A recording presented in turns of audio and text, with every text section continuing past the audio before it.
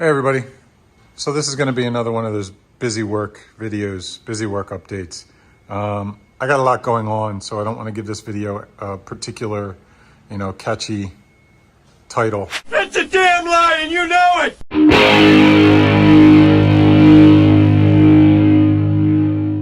But as you can see, I got the roof rack off and the soft top is off, and doing some wiring up there. And I got the tent out and doing some fun mods on the tent. And I got a couple other things going on. So hopefully when I finish the editing for this video and I compile all the little clips that are pretty much filling the hard drive on my iPhone, it'll turn out to be a decent video in the end. All right, so I guess it's time I gave some much needed love to my faithful Skycamp here. This is the first generation that they released. I picked this up on Facebook Marketplace just as I was finishing my rack on the Jeep. So initially I was planning on building a custom tent. I was doing a lot of research on how to design hinges and all that stuff and the kind of struts I needed. But when this popped up for sale and I just found it by chance, I just jumped on it. It was a good price, and well below what the asking price usually is. The reason that the price was low is that it needed a little bit of attention.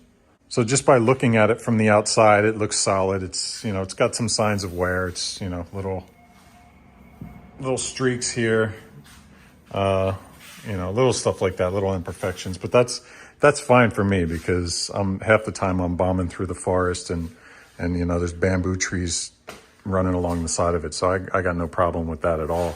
I would prefer to not buy, the brand new, these things are going for, $4,000 or $5,000 US. And I'm not about to drag something that I paid that much for through the forest. But the problem is that the canvas in it is pretty much shot. I did find out that the 2.0 canvases, which are a better material, a thicker material, and just better quality, those will fit on the 1.0 Skycamp. I looked at the 3.0 canvases and I really, really like the color of those. But unfortunately, that isn't a direct replacement for the 1.0. I don't know. Maybe you could make some modifications and get it to fit, but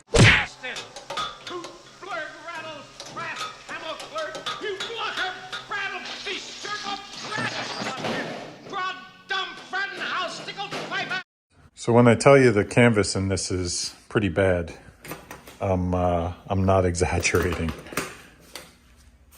I'll give you guys a look at what I'm dealing with here. Now, keep in mind, I've been using this tent for the past, year or so, with the canvas pretty much in its existing state. So, as I said, the tent itself, the shell, the struts, the hinges, the ladder, everything else is in good shape.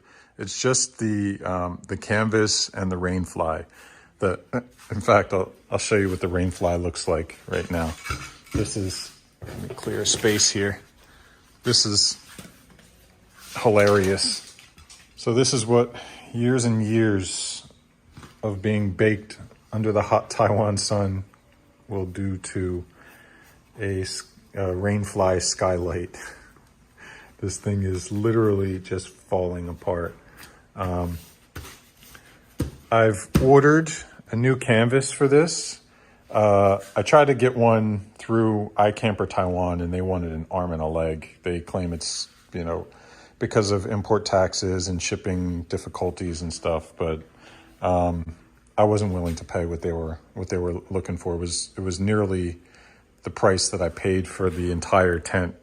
So I contacted iCamper USA, and they gave me a pretty decent price. So I just had it sent to my family there, and I'm going to be back there in November to visit. So I'll just bring it back with me on the plane. In the meantime, I got myself some Gorilla tape, or some Gorilla brand clear waterproof patch and seal tape. This stuff is supposed to be pretty strong. What I'm gonna do, I got actually 2 rolls of this. I got another one over on the shelf. And I'm gonna probably just tear out all this loose stuff and create a new window, a temporary window out of that stuff, and patch this up the best I can to keep the water out. But I gotta say, aside from the skylight material, this whatever this is, which is falling apart and turning brown, and the seam tape that is coming off. In iCamper's defense, the zippers are all in really good shape. They're all nice and solid, and they slide really well. I don't have any problems with those. The tie downs are all good, and the Velcro is in good shape too. I got no problem with any of that. It's just the skylight material, and in some places, not so much on the Rainfly, but in the actual tent canvas, this material over time, the inside, this is the inside face. It's like a rubbery kind of material. On the outside, there's like a sort of a slippery, smooth canvas, nice canvas. On the inside is, I guess this is the waterproofing. And this stuff over the years, at least inside the tent, it's broken down to where it's literally just falling off. It's rubbing off, and you can see through to the outside. I'll show you once I open the tent up what I'm talking about. So I'm gonna try and open this up one-handed because the acoustics in this garage, when I put this phone on a tripod over there, it's awful. And I'm not some fancy YouTuber that's got super high-end microphones and stuff. So I'm gonna give this a shot. If it doesn't work, I'll put the phone on the stand over there and just voice it over. So let's see how it works out.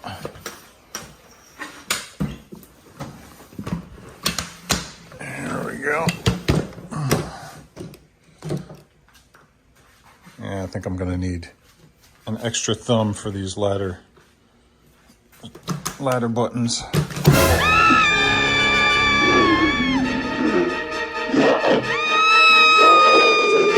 Oh, maybe not.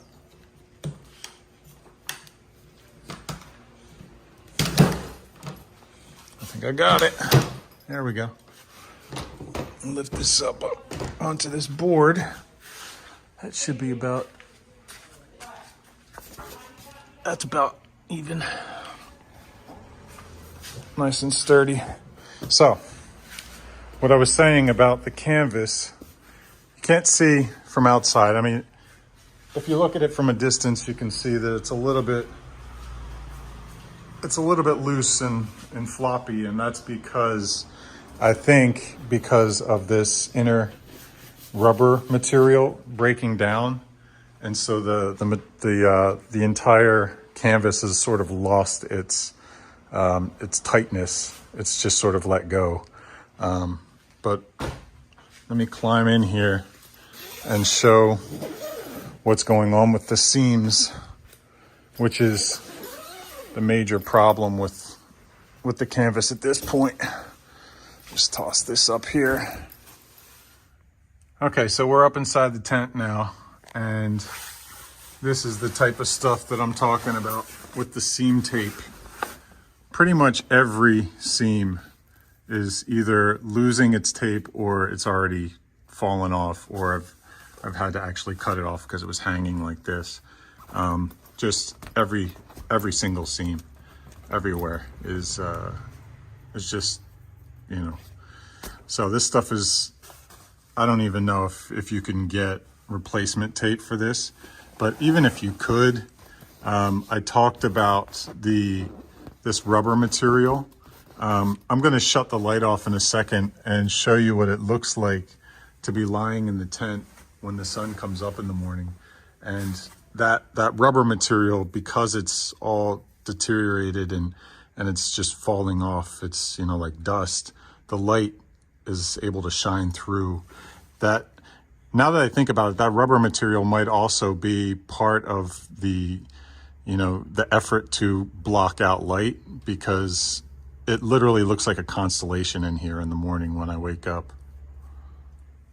So this is that same corner. You can literally see the shop light And you can see my shelves and stuff on the other side of the garage. You know, it's just, it's really, really bad. Over here, you can see through the seam here because the tape is gone. You can see through the actual material. There's no tape up here, but you can see through where all the rubberized, you know, this stuff just sort of rolls off and turns to dust. It's just, I think it's just a matter of age. I have no idea how old this tent actually is, but yeah. Again, in iCamper's defense, their zippers are all in good shape. The zippers in this tent are all in good shape. Again, the same sort of situation with the window material. It's not tearing actually on the sides because I guess because it's not in as much direct sunlight, but it is horribly discolored. So I'm hoping that the 2.0 canvas when I get it is maybe a different material. Maybe it's just that the Taiwan sun is extra strong, or maybe somebody at some point, a previous owner, I think I'm the third owner, I think, of this tent. Maybe one of the other two owners sprayed some sort of cleaner on here that had a bad reaction with the plastic or whatever this material is. But this stuff is almost, you almost can't see through it. That's the front of the Jeep, which is 3 feet away. All right, finally got this thing patched, I think. This was a lot of work, and I ran into a bit of an issue. By the way, this stuff is hardcore. If you have a leak in your soft top windows, this is perfect for it. This is literally, I mean, half as strong as the actual vinyl in the windows on the Jeep, and the adhesion is ridiculous. But the problem I ran into was that this thing is so far gone that I had to double up. I had to put a layer on the bottom side and then put a layer on the top, and you know, pinch this between the two layers. And what happened was I pre-cut pieces for the bottom. I pre-cut what I needed and laid it out underneath the hole. Imagine this is on the bottom side of the window, and then I cut the same size piece to stick it on the top, and I left the nonstick, what I thought was nonstick backing, on the piece that I had on the bottom, so I could stick the piece on the top, and the piece on the top wouldn't stick to the table inside the opening, if you can understand what I mean. So I did that. I stuck the piece on the top, and then when it came time to flip it over and apply the piece on the bottom, I didn't realize it, but this non-stick backing is only non-stick on the adhesive side, the side that goes up against the adhesive.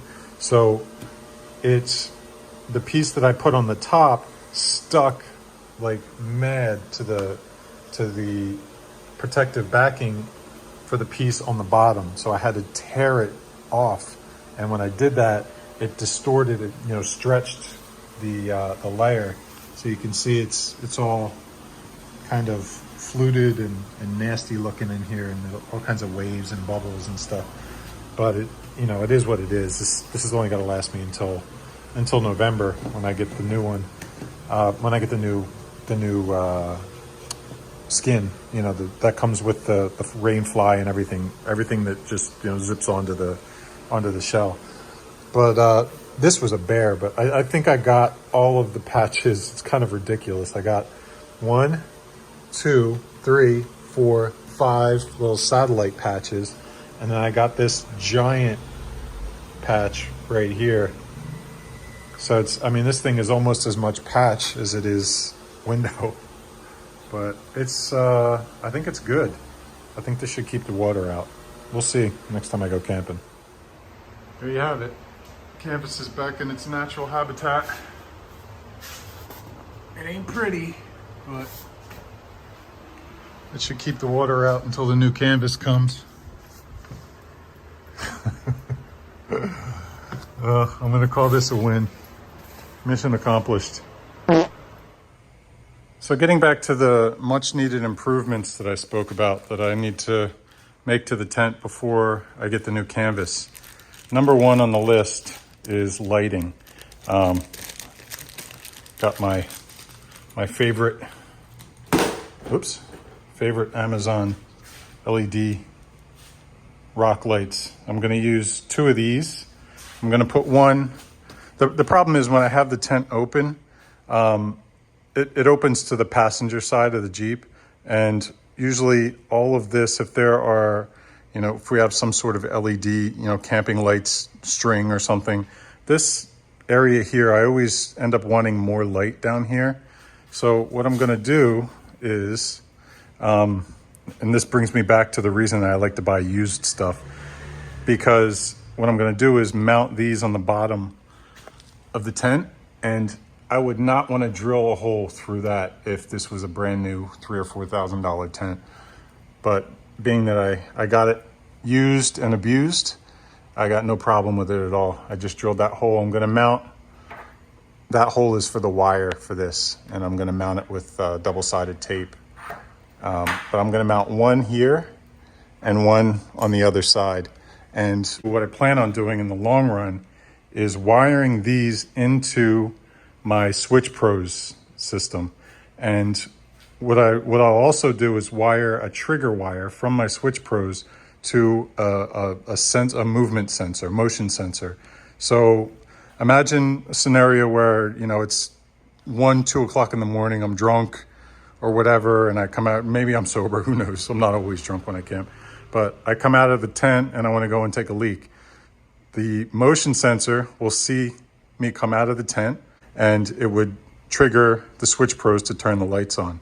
And I can set, through the Switch Pros programming, I can actually set a timer for that circuit. So maybe it turns the lights on for 5 minutes or 10 minutes, and then they shut themselves off. So I don't even need to worry about turning a light on to climb out and climb back in. And, I just open the window and I got light.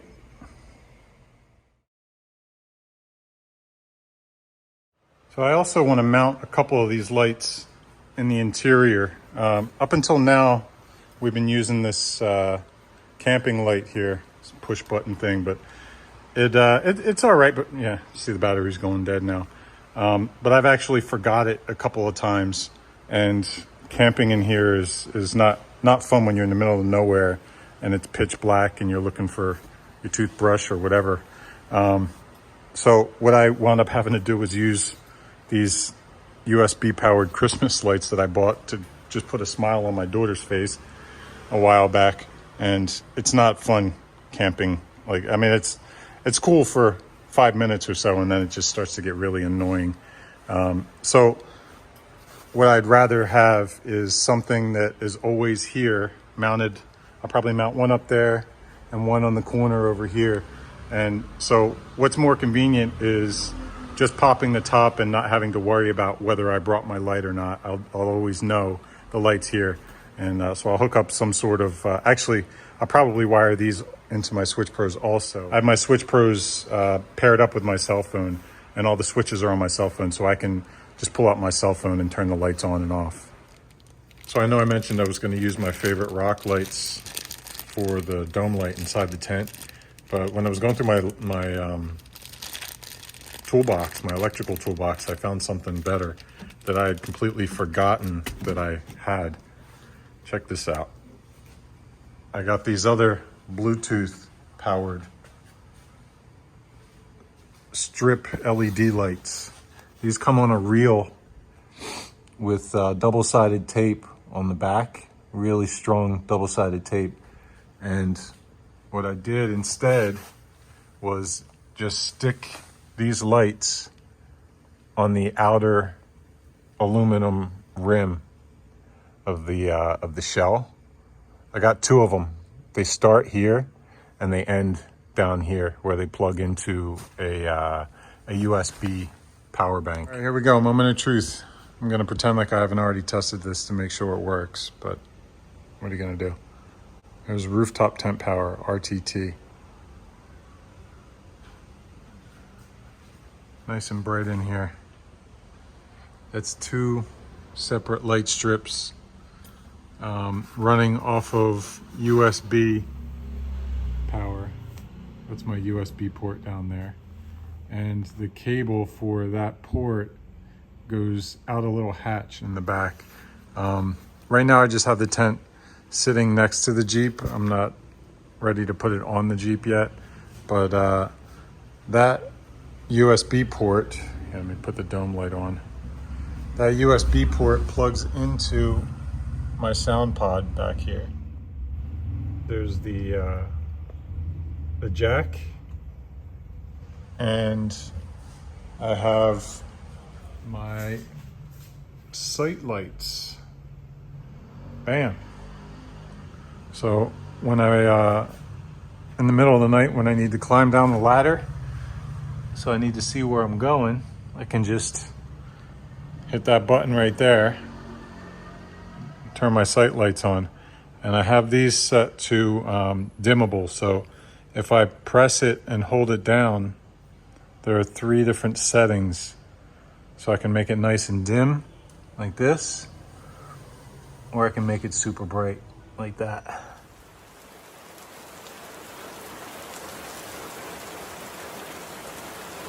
Days of continuous rain in Yilan have raised the water levels of Lanyang River. Water levels are approaching the upper limit as marked under the Lanyang Bridge. Taipei's Yangmingshan National Park also experienced heavy torrential rain, which caused 2 mudslides at the intersection of Yangjing Highway and Zhongxing Road.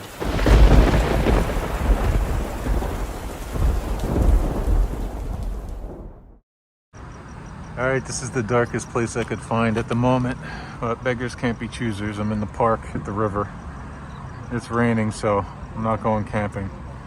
But here's the first test, and people keep driving up on me with headlights. So we got floodlights. They come in 3 settings. That's the brightest setting. I can make them 2 settings dimmer. And I got tent lights. And these are adjustable through Bluetooth. So I can change the brightness and the color, and I can make them pulse and dance and all kinds of other stuff. They actually dance to music, which is kind of funky. I'll probably never use it, but yeah, these are, pretty low draw, and they make it, decent enough in here that you can see what you're doing at night. So I filmed this clip so much further down the road than the others that I'm actually leaving for the US in 12 days, and when I come back I will have the brand new canvas.